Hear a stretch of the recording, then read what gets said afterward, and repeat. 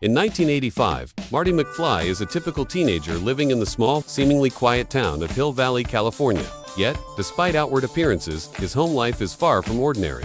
Marty's mother, Lorraine, is a depressed, alcoholic woman who clings to the remnants of a youth she never fully enjoyed.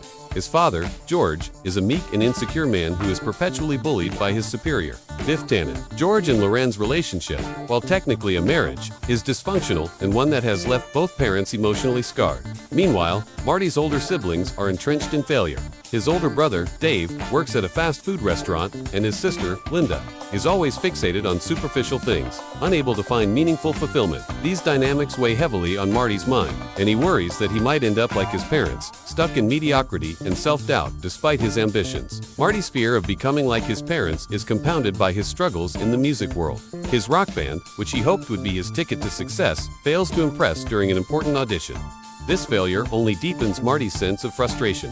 In a conversation with his girlfriend, Jennifer Parker, Marty confides in her about his fears. He doesn't want to repeat his family's cycle of failure, and the pressure of trying to achieve something better is beginning to take a toll on him. As the night unfolds, Marty is called to meet his friend, Emmett Brown, a reclusive and eccentric scientist who has always been a source of wonder and intrigue for Marty.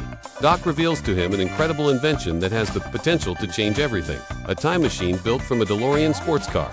Doc's contraption, however, is no ordinary time machine. Instead of using conventional methods of time travel, it runs on plutonium, which Doc had swindled from Libyan terrorists in order to fuel his machine.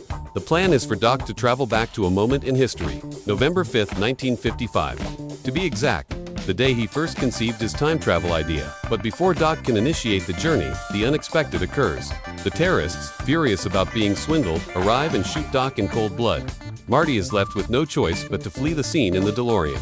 However, as he accelerates the car to 88 miles per hour, the critical speed needed to activate the time travel mechanism, Marty is inadvertently propelled back in time. He doesn't know it yet, but he has just set foot in the year 1955. When Marty arrives in 1955, the first realization that hits him is the absence of the plutonium he needs to return to his own time. Without the plutonium, Marty is trapped in the past with no way to get home. He wanders around Hill Valley, which is very different from the Hill Valley he knows in 1985. Despite the passage of 3 decades, the town looks almost the same, albeit younger and in a more innocent state. While exploring this strange new world, Marty accidentally runs into his teenage father, George, who is, as expected, just as timid and socially awkward as he is in the future. Marty also notices a familiar but troubling figure, Biff Tannen, who, even in his younger years, is bullying George. Marty witnesses a pivotal moment in his father's life when George, while spying on Lorraine, Marty's mother, falls into the path of an oncoming car. Marty's instinct is to save his father, but in doing so, he is knocked unconscious.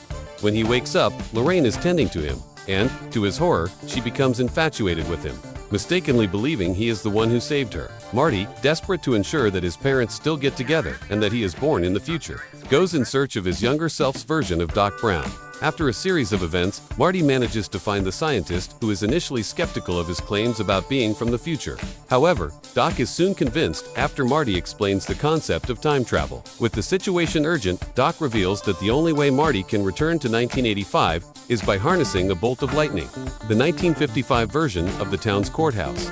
According to a flyer Marty has from the future, is set to be struck by lightning at precisely 10:04 p.m. on November 12, 1955. The lightning strike, once harnessed, will generate the necessary 1.21 gigawatts of energy to power the DeLorean and send Marty back to his time. However, things are far from simple.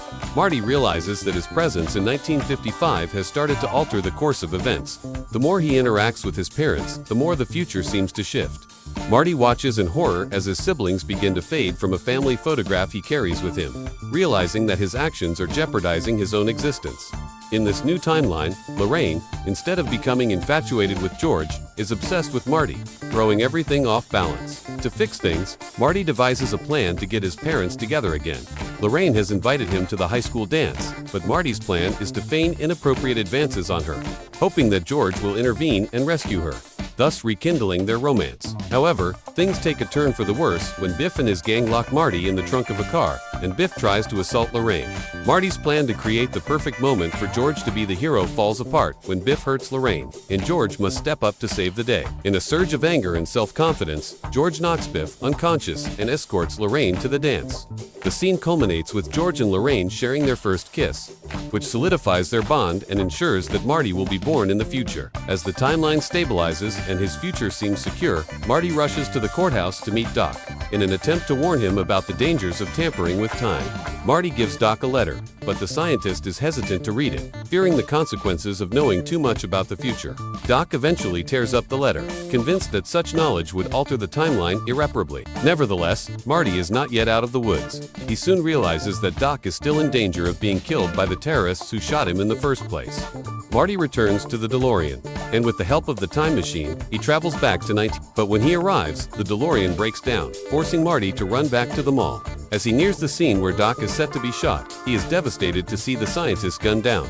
Marty grieves for his friend, but as he mourns, Doc miraculously sits up, revealing that he had survived the attack by wearing a bulletproof vest. He had pieced together Marty's warning and was prepared for the worst. The two friends share a brief but emotional moment before Doc takes Marty back to the present, dropping him off at his home. The next morning, Marty wakes to a vastly different world.